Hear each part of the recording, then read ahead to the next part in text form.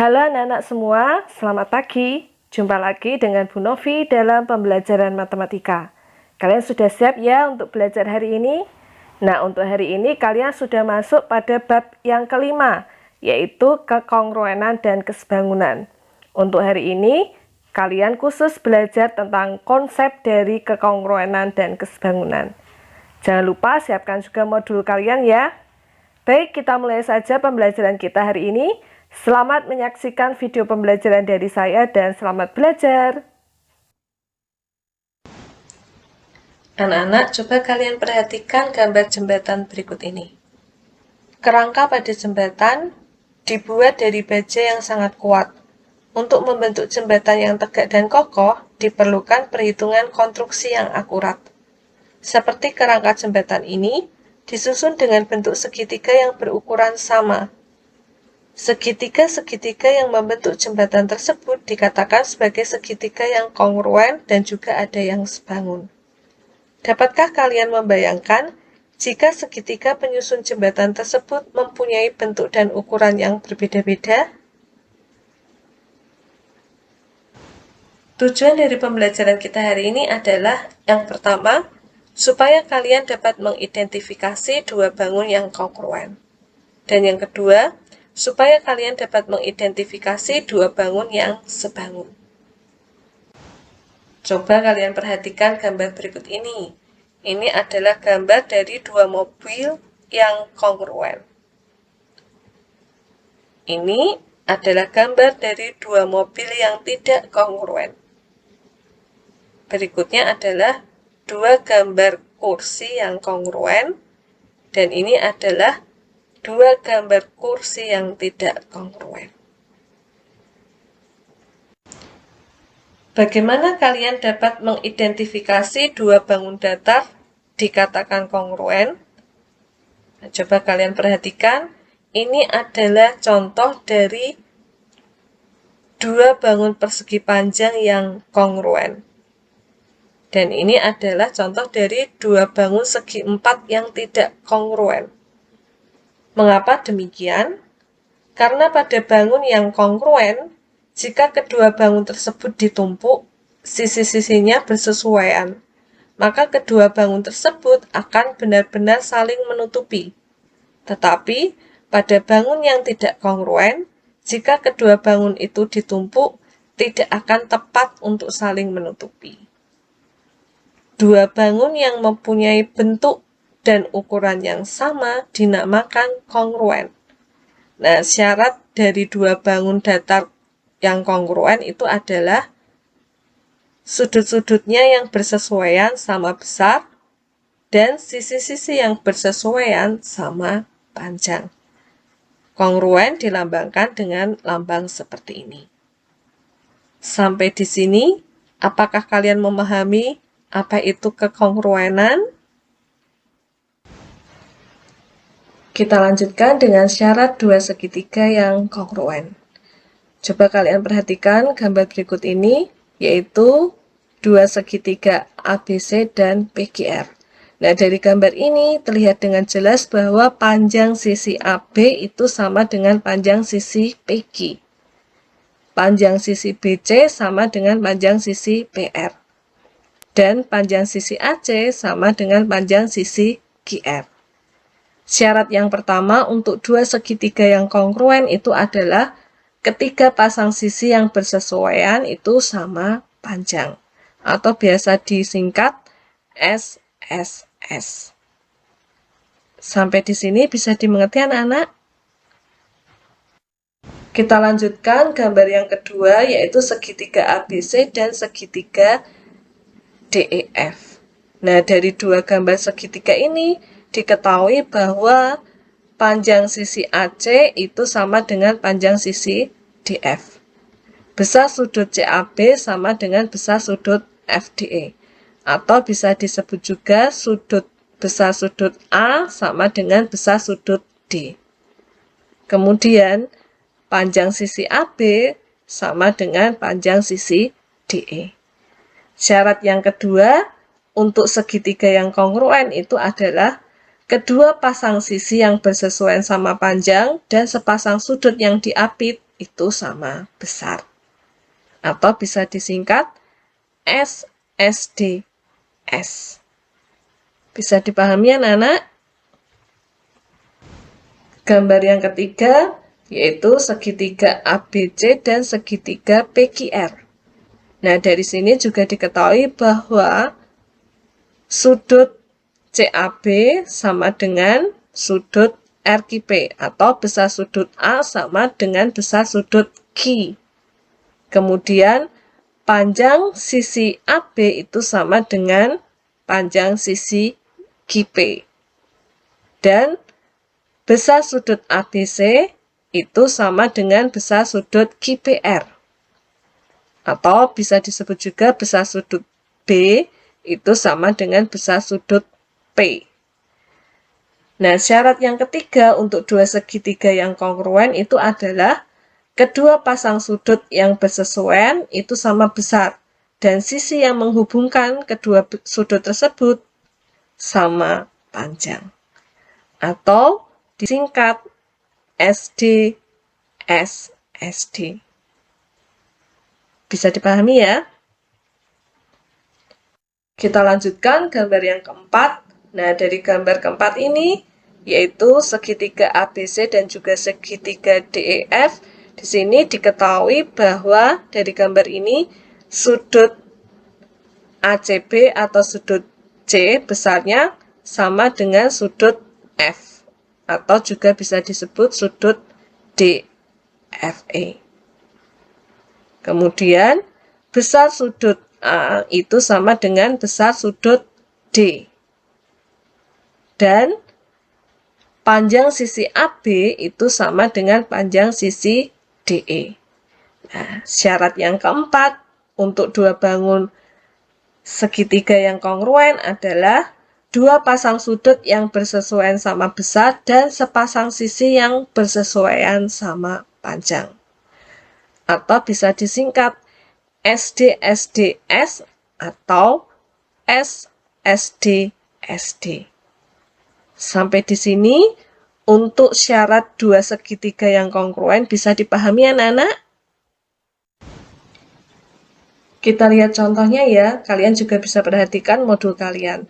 Contoh yang pertama, manakah di antara gambar di bawah ini yang kongruen? Coba kalian perhatikan dari 10 gambar ini, gambar A itu kongruen dengan betul gambar J. Gambar B kongruen dengan gambar I. Gambar C kongruen dengan gambar F. Gambar D kongruen dengan benar gambar G. Gambar E kongruen dengan gambar H. Mudah ya anak-anak? Contoh yang kedua, perhatikan gambar berikut. Dua bangun di bawah ini kongruen. Tentukan besar sudut B, D, K, L, M, dan N. Nah, dua bangun yaitu trapesium ABCD dan KLMN ini kongruen. Maka sudut-sudut yang bersesuaian pasti besarnya sama. Kalian masih ingat salah satu sifat dari trapesium itu adalah dua sudut yang sehadap itu bersuplemen. Suplemen itu berarti besar sudut yang sehadap itu jumlahnya 180 derajat. Nah, di sini untuk trapesium ABCD, sudut A itu sehadap dengan sudut D. Sudut B sehadap dengan sudut C. Maka untuk mencari besar sudut B itu adalah 180 dikurangi 120. Besar sudut B itu adalah 60 derajat. Bisa dimengerti anak-anak? Kita lanjutkan mencari besar sudut D. Caranya sama, berarti 180 dikurangi 70. Besarnya 110 derajat. Kita lanjutkan mencari besar sudut K. besar sudut K itu sama dengan besar sudut B. Besarnya 60 derajat. Besar sudut L. Besar sudut L itu sama dengan besar sudut A, yaitu 70 derajat. Besar sudut M. Besar sudut M itu sama dengan besar sudut D, 110 derajat. Dan besar sudut N itu sama dengan besar sudut C, 120 derajat. Sampai di sini bisa dimengerti ya anak-anak? Kita lanjutkan dengan soal yang B. Panjang sisi CD, KL, dan LM.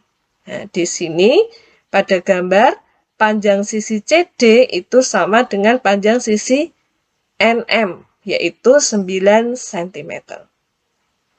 Panjang sisi KL sama dengan panjang sisi AB, yaitu 20 cm.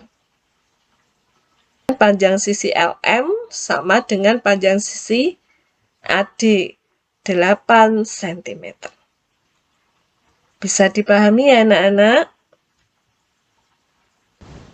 Contoh soal yang nomor 3, perhatikan gambar berikut.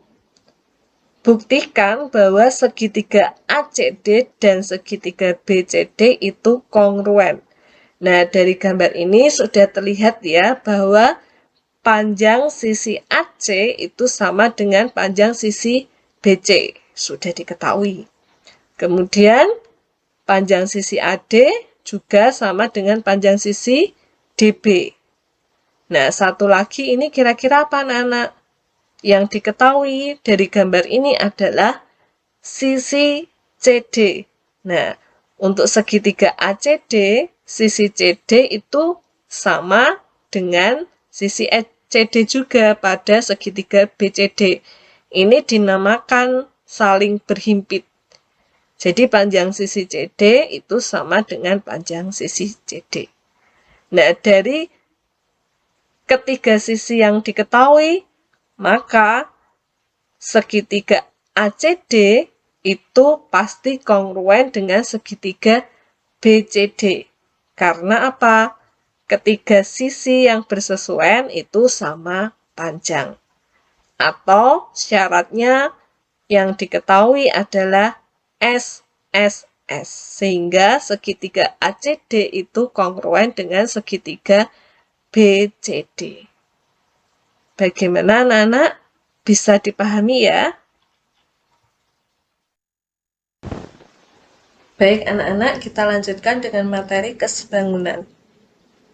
Bagaimana kalian dapat mengidentifikasi kesebangunan dua bangun atau lebih? Bagaimana kalian dapat menggunakan perbandingan untuk membantu kalian dalam mendesain grafis, fotografi, atau membuat layout majalah? Ketika kalian mengedit foto dalam komputer, kalian mengklik dan menggeser foto pada sisi foto, baik ke atas, ke bawah, atau ke samping. Maka ukuran terhadap foto asli menjadi tidak proporsional. Tetapi, jika kalian mengklik dan menggeser foto pada sisi sudut foto, maka ukuran foto akan proporsional terhadap foto aslinya. Dua bangun datar yang mempunyai bentuk yang sama disebut sebangun. Nah, syarat dari dua bangun yang sebangun adalah sudut-sudut yang bersesuaian besarnya sama dan sisi-sisi yang bersesuaian sebanding. Kesebangunan itu dilambangkan dengan tanda seperti ini. Sampai di sini bisa dipahami ya anak-anak? Kita lanjutkan dengan syarat dari dua segitiga sebangun. Coba kalian perhatikan gambar berikut ini, yaitu segitiga ABC dan segitiga RPQ. Tadi, salah satu syarat dari dua bangun yang sebangun itu adalah sisi-sisi yang bersesuaian sebanding. Dan di sini, sisi-sisi yang bersesuaian itu adalah AB dengan RP, BC dengan PQ, AC dengan RQ. Nah, sisi-sisi yang bersesuaian ini kita bandingkan. Sisi AB kita bandingkan dengan RP. Berarti 3/6. Hasilnya 1/2. Kemudian sisi BC kita bandingkan dengan sisi PQ. 5/10 sama dengan 1/2. Dan sisi AC kita bandingkan dengan sisi RQ. 4/8 sama dengan 1/2. Nah, dari 3 pasang sisi ini, jika kita bandingkan, ternyata perbandingannya sama atau sebanding. Jadi, syarat yang pertama dari dua segitiga yang sebangun itu adalah yang pertama, ketiga pasang sisinya itu sebanding. Ketiga pasang sisi yang bersesuaian itu sebanding. Atau biasanya disingkat SSS. Bisa dipahami anak-anak? Kita lihat gambar yang kedua. Dari gambar ini juga diketahui bahwa sisi-sisi yang bersesuaian yaitu sisi AC dengan RQ itu sebanding dengan sisi AB dengan RP. AC per RQ itu sama dengan AB per RP. Kemudian besar sudut A itu sama dengan besar sudut R. Maka syarat kedua untuk dua bangun yang sebangun itu adalah kedua pasang sisi yang bersesuaian itu sebanding dan satu pasang sudut yang bersesuaian itu sama besar atau biasa disingkat SSDS. Bisa dipahami ya? Kita lihat gambar yang ketiga. Dari gambar ketiga ini, kita bisa melihat bahwa besar sudut A itu sama dengan besar sudut R. Besar sudut B sama dengan besar sudut P. Jika dua sudut yang bersesuaian itu sama besar, otomatis sudut yang satunya juga pastinya sama besar. Maka syarat ketiga dari dua bangun yang sebangun itu adalah ketiga pasang sudut yang bersesuaian itu sama besar. Atau biasa disingkat SD, SD, SD untuk membuktikannya. Sampai di sini bisa dipahami anak-anak tentang kesebangunan? Kita lihat contohnya ya, kalian juga bisa perhatikan modul kalian. Contoh yang pertama, perhatikan gambar berikut. Apakah bangun ABCD sebangun dengan KLMN? Nah, ini yang pertama yang kita lihat adalah sudutnya dulu. Apakah sudut-sudut yang bersesuaian besarnya sama? Di sini berarti sudut A itu besarnya sama dengan sudut L, yaitu 70 derajat. Kemudian sudut B besarnya sama dengan sudut K, 60 derajat. Besar sudut C sama dengan sudut N, 120 derajat. Dan besar sudut D sama dengan besar sudut M, 110 derajat. Nah, untuk sudutnya ini, sudut-sudut yang bersesuaian besarnya sama. Sekarang kita lihat dari sisinya. Apakah sisi-sisi yang bersesuaian itu sebanding? Nah, kita lihat sisi AB itu bersesuaian dengan sisi KL. Maka kita bandingkan 20/30. Kita sederhanakan menjadi 2/3. Kemudian sisi BC bersesuaian dengan sisi KN. 10/15. Disederhanakan hasilnya juga 2/3. Kemudian sisi AD bersesuaian dengan sisi LM. 8/12. Disederhanakan juga 2/3. Maka kesimpulannya, bangun ABCD dan bangun KLMN adalah sebangun. Karena sudut-sudut yang bersesuaian sama besar dan sisi-sisi yang bersesuaian sebanding. Bisa dimengerti anak-anak? Kita lanjutkan contoh soal yang nomor 2. Perhatikan gambar berikut. Jika ABCD dan KLMN sebangun, maka tentukan besar sudut yang A, sudut A, B, C, K, L, dan M. Nah, kita lihat dari dua bangun ini, yaitu ABCD dan KLMN, besar sudut A itu sama dengan sudut L, yaitu 180 dikurangi 110, besarnya 70 derajat. Kemudian besar sudut B itu sama dengan sudut K. 180 dikurangi 122. 58 derajat. Besarnya sudut C sama dengan sudut N, yaitu 122 derajat. Dan besarnya sudut M itu sama dengan sudut D, yaitu 110 derajat. Bisa dimengerti anak-anak? Pertanyaan yang B, panjang AB, BC, dan LM. Nah, di sini kita akan mencari dulu panjang AB.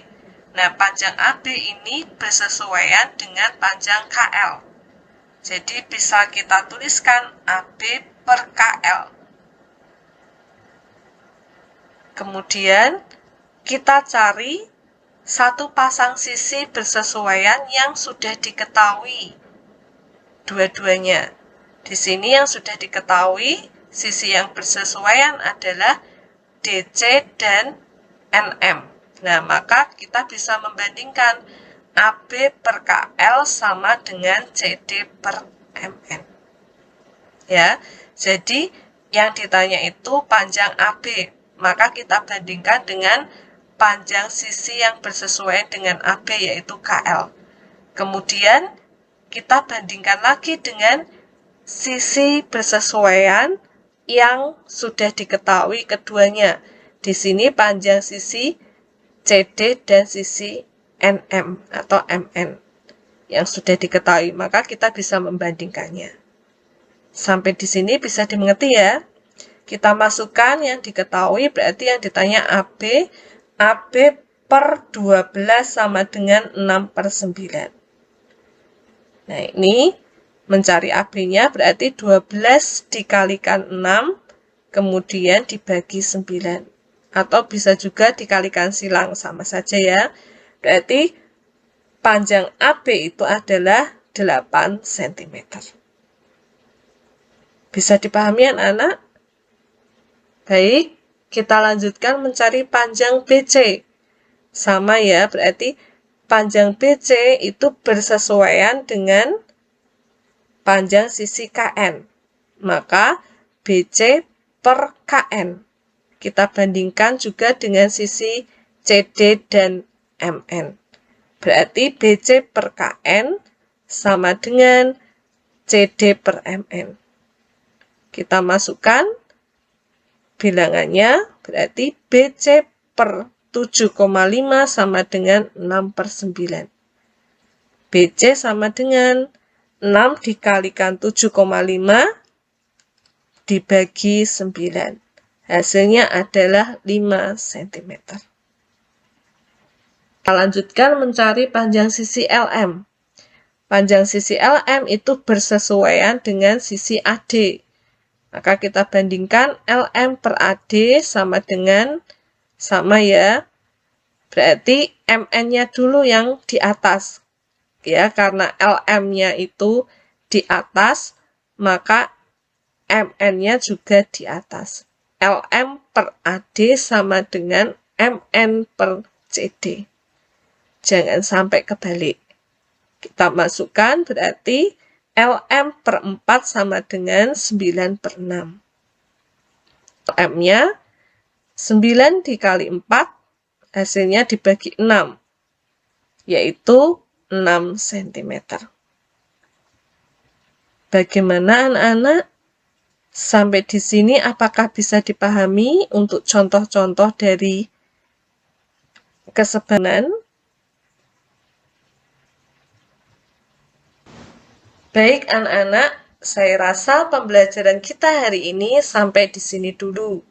Hari ini tadi kalian sudah belajar tentang konsep kekongruenan dan kesebangunan. Bagaimana syarat untuk dua bangun yang kongruen, bagaimana syarat untuk dua bangun yang sebangun sudah kalian pelajari hari ini. Nah, bagi kalian yang mungkin masih belum memahami materi ini atau masih ada yang bingung, bisa langsung bertanya kepada Bu Novi. Bisa dimengerti ya?